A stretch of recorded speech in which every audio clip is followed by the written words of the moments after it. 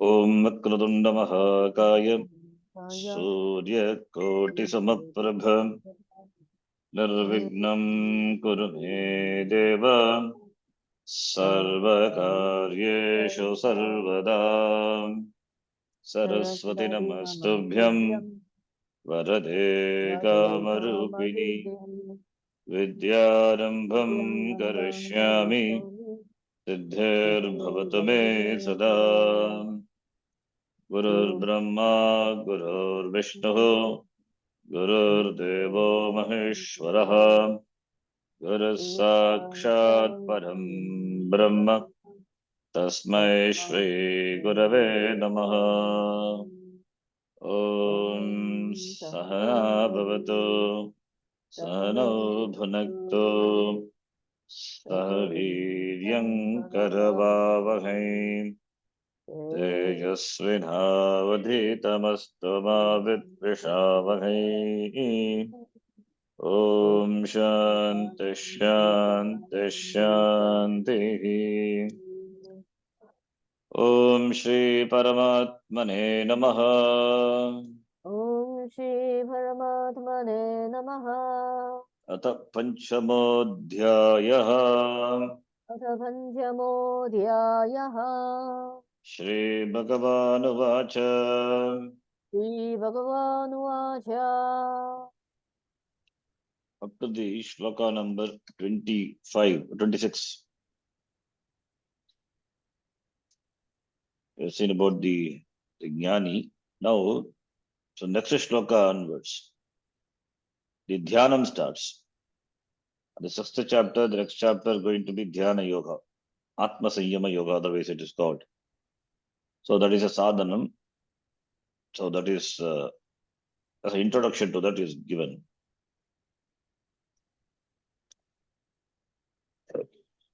Therefore, introduction to meditation. Topic changes. This chapter, fifth chapter, which is the topic of this chapter, it is Sannyasa Yoga. So up to 26th shloka, Sannyasa Yoga, then there's a shift in the topic, which is a prelude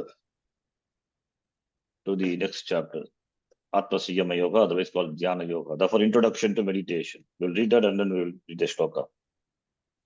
There are two types of sadhana, Bhagiranga sadhana and Antaranga sadhana. Bhagiranga means external, Antaranga is internal. Bhagigi means external, Antar is internal. So sadhana means or sadhana means practice. So Antaranga sadhana, Bhagiranga sadhana. So karma yoga is Bhagiranga, doing karma, what is to be done by you with the right attitude, karma yoga buddhi, and following values, proper values. In other words, karma yoga, it's called Bhagiranga sadhana. External preparation, external means. By the external means, preparation is done. And meditation, dhyanam, wherein the mind is involved, it is called antaranga. So where shariram is involved, it is Bhagiranga. That is, of course, karma yoga is about mind only. So therefore, the karma yoga, it is karma yoga, dhyanam, all are sadhana. So karma yoga, it is Bhagiranga, antakarna shuddhyartam. Then this that Bhagiranga, antaranga is dhyanam. Dhyanam, which is done for chitta naischalya. So both are sadhanam only divided into two. So therefore, antaranga, which is can be a prayer, a contemplation, or any other inner discipline, but it is purely internal. No limbs are involved, nor is the organs of speech. Anga, sharirasya angani, or speech organ they are all not involved. Therefore, they are Bhagiranga. Therefore, one type of sadhana is external, other one is internal. Both of which we should follow. So Karma Yoga begins with Karma Yoga, Bhagiranga sadhana, then Antaranga sadhana. So there it is japa, meditation, Saguna Brahma Upasana, that is meditation. So all these are Antaranga sadhana. External means Bhagiranga sadhana, already discussed, that is Karma Yoga, which takes care of your likes and dislikes, Raga Dvesha. With Raga Dvesha, one cannot sit and meditate. That is why Bhagiranga sadhana, first, Raga Dveshas are sufficiently they made and level neutralized, and therefore taking care of likes and dislikes, because these can be worked out only by your interaction with the external world. Therefore, external sadhana, therefore, that is first. So, Raga Dveshas are kept in check. Then, for gaining after this, that is called Chitta Shuddhi. Then, after gaining steadiness of the mind and composure, tranquility, which is required to gain the knowledge, then there is inner discipline called meditation, otherwise Antaranga Sadhana, which is also important. Antaranga sadhana meditation is for Chitta Naischalyam. For Chitta Naischalyam is one pointedness for absorption of the mind, the given subject. Therefore, Bhagavan Krishna first gives a brief account of Dhyana Yoga, meditation, the next 3 shlokas, and discusses it at length in the next chapter. So, this is a sadhanam even for the Karma Jnana Yogi Jnani. That is who a commitment to this Nishta. Before becoming Jnana Nishta, they do Nididhyasanam. So, Nididhyasanam is Jnanam. So, Jnana Nishta by Nididhyasanam. So, therefore, it is Karma Yoga for Chitta Shuddhi, and Chitta Shuddhi, then Jnanam by Guru Upasadanam and Shastra Shravanam, and Shastra Shravanam, and followed by Mananam and Nididhyasanam. Nididhyasanam is for gaining Nishta. So, for that Dhyanam, even for the Jnani, Jnani is provisionally called Jnani. It's not that he has got Jnanam. Jnana Yogi is called Jnani. For him, this Jnana Sadhanam, this Nididhyasanam, other is called Nirguna Brahma Upasana, is suggested. So, Nirguna Brahma Upasana means contemplation and the teaching. So, for that, there is withdrawal of the mind. He has to sit in a certain posture and recall what he had learned and making the mind absorbed in the teaching, contemplating on Brahma. So, that is in order to make the mind, in order to make the mind steady in that knowledge. That's called Nididhyasana. That is meditation. So meditation could be Nirguna Brahma Upasana, Saguna Brahma Upasana. If it is Nirguna Brahma Upasana, it is called Nididhyasanam. Then that becomes a sadhanam for the Jnana Yogi. If it is Saguna Brahma Upasana, then it is for Chitta Naishalya. For the one who wants to become a Jnana Yogi, that becomes his sadhana. So therefore, Dhyanam is common, whether it is Saguna Brahma for Upasaka or Nirguna Brahma Upasaka. Saguna Brahma Upasaka is Upasaka. It's Upasaka, he does meditation on the form of a Devata or certain object. So that is the result of that will be some punyam and therefore loka prapti, etc. So now Saguna, Nirguna Brahma Upasana is nothing but Nididhyasana, because Brahma which is contemplated upon, how do you contemplate at Brahma? Without the Shastra. Therefore, preceded by Shravanam, Mananam, and then Nididhyasanam, that is Nirguna Brahma Upasana, otherwise called Nididhyasanam. That is a sadhanam for Jnana Yogi. So that is what is discussed here. The preparation. So Bhagavan Krishna gives a brief account of Dhyana Yoga in the next 3 shloka and discusses elaborated in the next chapter.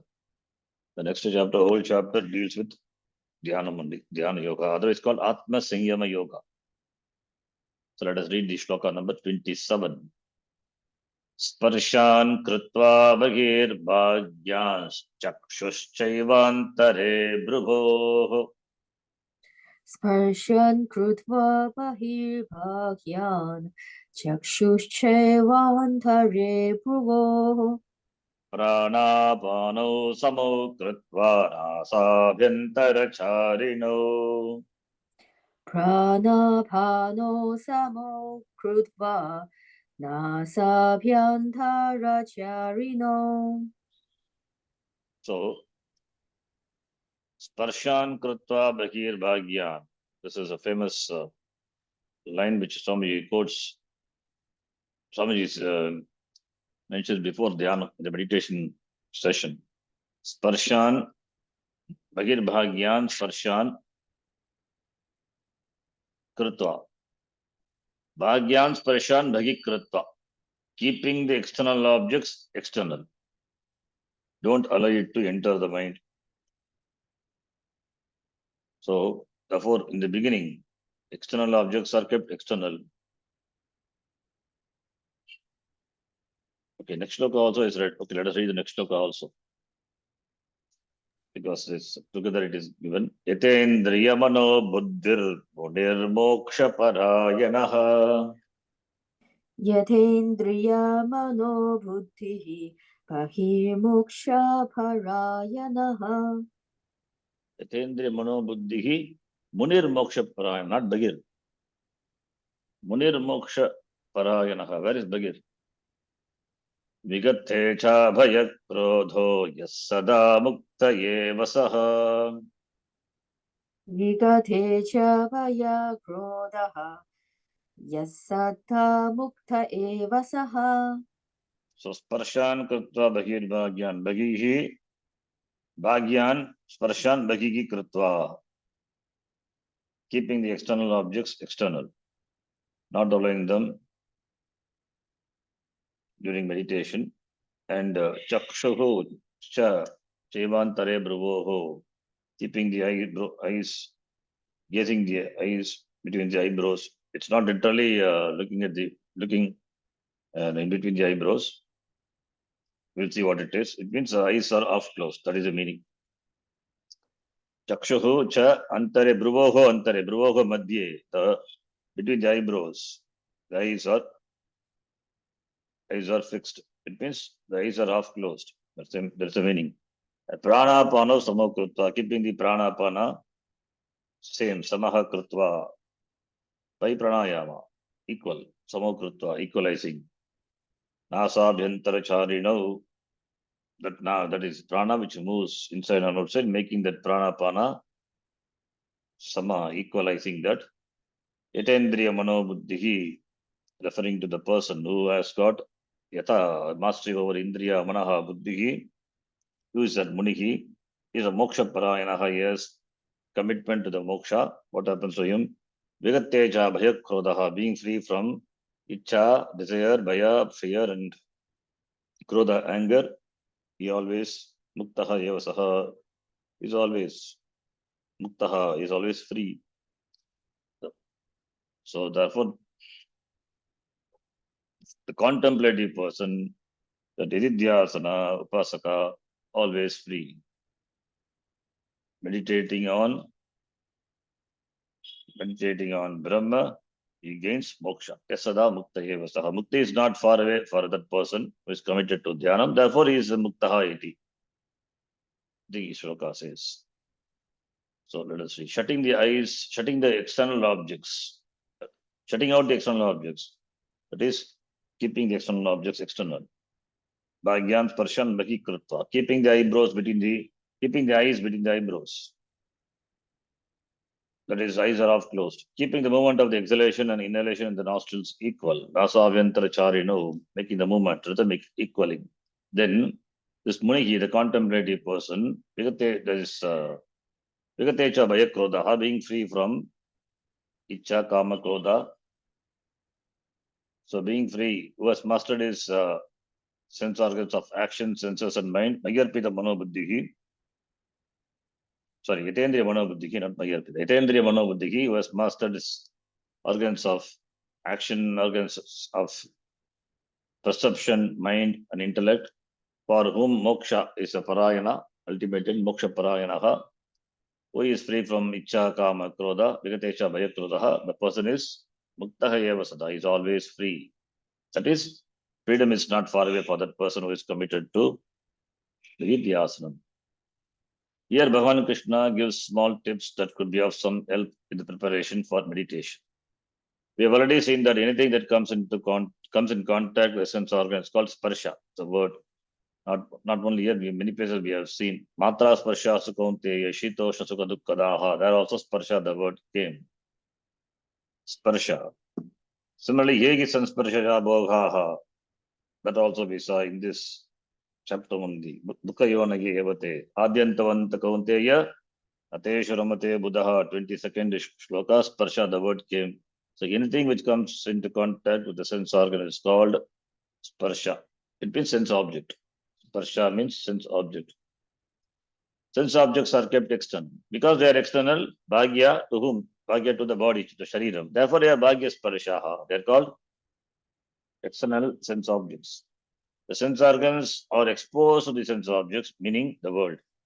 The eyes are exposed to colors and forms. The ears are exposed to sounds. The nose is exposed to smells. Tongue is exposed to taste. Sense of touch is exposed to the texture of various objects and various sense objects. Now the sense objects are kept outside. How the sense objects are kept outside? In his Bhashyam, Shankaracharya explains that all the sense objects, that is Shabda Sparsha Rupa Rasa Gandha, enter your mind how? Through the gates of sense organs.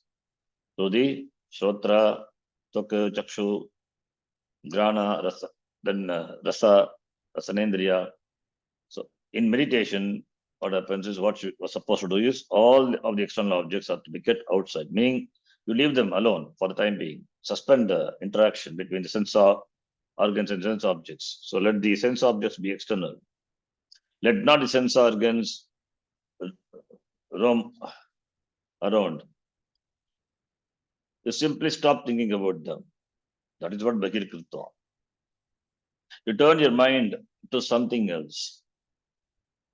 Turn away your mind from the external objects. You don't need to turn these objects away from yourself, nor you have to turn away from them. You just have to leave them right where they are. The sense objects enter your mind in the first place by your thinking about them. Sense objects enter only when you allow them to, when you think about them. Therefore, you cannot blame the sense objects for being in your head. Don't think about them. Bhagavan Shankaracharya says, and they will not be there. So stop thinking about them, therefore they don't exist for you. So it is withdrawal. So not to stop thinking about them, it's the mind, the sense organs be withdrawn. The sense objects are already external. So you cannot keep it external. It is already external. So what is then external? Keeping the external external. By not dwelling on them, they remain external. Don't dwell on them. Don't think about them.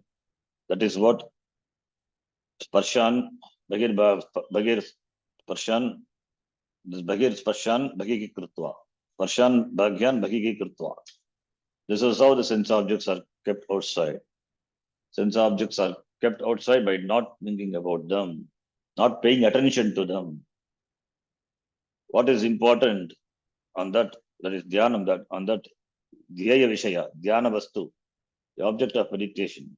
That alone, on that alone you should pay attention. Pay attention to the dhyaya vastu, object of meditation, not to the sense objects. So therefore, Dagigi Kartva, keeping external. The eyes are generally closed, kept closed. You can meditate with your eyes half open, with the eyes open and keeping the eyes closed, making it easy for the mind to think about the object of meditation. With the eyes open also we can do, but problem is eyes is a very powerful sense organ, therefore it will tend to think about the object, therefore it is closed. If your eyes are open, your mind may wander to what is in front of you, therefore it is closed, kept closed. Therefore, we close the eyes to eliminate distraction from this one particular sense perception, Chakshurindriya. Therefore, the expression Chakshuscha Dhruvoho Antare Krutva, Dhruvoho Antare, Dhruvoho Madhye, used in the shloka means keeping the eyes between the eyebrows. Meaning the eyeballs are kept inside the eyelids. Means the eyes are kept closed. Or we can take the eyes are half closed because complete closing may cause sleep also. So it is half closed, not completely open or completely closed, half. Then watching the breath. Then breathing is mentioned. Pranapano samakrutva nasavyantra chanino. Pranapana means prana is exhalation, apana inhalation. So respectively. So how is this breathing to be done? The prana which moves inside the nostrils. So abhyantara acharino, that which moves inside. Nasa abhyantara. Nasa abhyantara means that which moves in the nostrils, the prana. How is breathing to be done? Moving inside the nostrils, nasa abhyantara charino, the incoming air and the outgoing air should be kept rhythmic. Samokratva, by making the inhalation and exhalation rhythmic, you become conscious of the breathing process. And by watching the breath, the breathing becomes quiet, thereby relaxing the mind and quietening the mind. Relaxing the body and quietening the mind. Doing all this, the person becomes one who has mastered the sense organs of action, sense organs of perception, mind and intellect. Therefore, yatendriya mano buddhihi, referring to the person. Indriyani manaha buddhihi. All these are yataha, yatani, or yataya, or manascha buddhischa indriyani cha, mano buddhindriyani. Indriyani is not mentioned because Indriyani is there. Yata Indriya is first. It is mentioned Indriya mano buddhihi, Indriyani cha, manaha cha buddhischa. Indriya mano buddhihi. This is yata. It is withdrawn. It is mastered. Therefore, referring to the person who has mastery over Indriya, sense organs, which mean Karmendriya and Jnanendriya, then Manaha and Buddhi. So, Yatendriya Mana Buddhi, referring to the person who has mastery over sense organs, both organs of action and perception, and Manaha and Buddhi. So, therefore, Yatendriya Mano Buddhi. So, Yataha Indriya Mano Buddhayaha. By whom? Yena Saha. Saha is, that person is Yatendriya Mano Buddhi. He is a Munihi. Moksha Parayanaha. He is committed to moksha. The person is called Muni, meaning that Mananashilaha Munihi, who has a lot of Shravanam and Mananam. Therefore, Mananashilaha. Mananam implies Shravanam. The Shravanam here done Mananam. Then for the Muni, he has got moksha is as a priority, is the top, it is a priority. It's the ultimate end. For him, moksha is a parayana, the goal. Therefore, moksha parayanaha munihi. Now the knowledge is relieved of all doubt and the person is freed from all the problems, meaning that he or she is always liberated. So, samshaya not there, doubt-free knowledge. And the knowledge also is steady by nididhyasanam. Therefore, he is liberated. He is muktaha eva. Shravanam he had done, by mananam, all the doubts are cleared, and by nididhyasanam, the knowledge is made steady. Therefore, muktaha eva sada. Freedom from fear. There is one more qualification describing such a person, so as to repeat what has been said before. Vigattecha bayat krodaha. This expression came before also. Meaning the person is free from icha, desire, bhaya, fear, and krodha, anger. Previously, Bhagavan had said that the wise person is free from kama krodha vyuktanam, itinam, iti. He said in the 26th shloka. Here he added one more word, fear, bhaya. The person is emotionally mature in the sense that he or she is not under the spell of desire, fear, or anger. Such a person is called sannyasi, a renunciate. He or she is indeed always liberated because of jnanam, self-knowledge. So, as an introduction to this shloka, Shankaracharya refers to the person who is totally committed to knowledge, meaning who has done a lot of shravanam and mananam, as samahita chitta, whose mind is steady now for nididhyasana, contemplation, and therefore whose mind is steady and well absorbed in oneself, and who is more or less satisfied with himself or herself. So that person. As an introduction to the next shloka, therefore Shankaracharya refers to the person. What will happen to that person? That is said in the 29th shloka, which we will see tomorrow. Stop here. Om Purnamadah Purnamidam Purnat Purnamudachyate Purnasya Purnamadhaya Purnameva Vashishyate. Om Shanti Shanti Shanti. Harihi Om Shri Gurubhyo Namaha. Harihi Om. Dhanyavadaha. धन्यवादः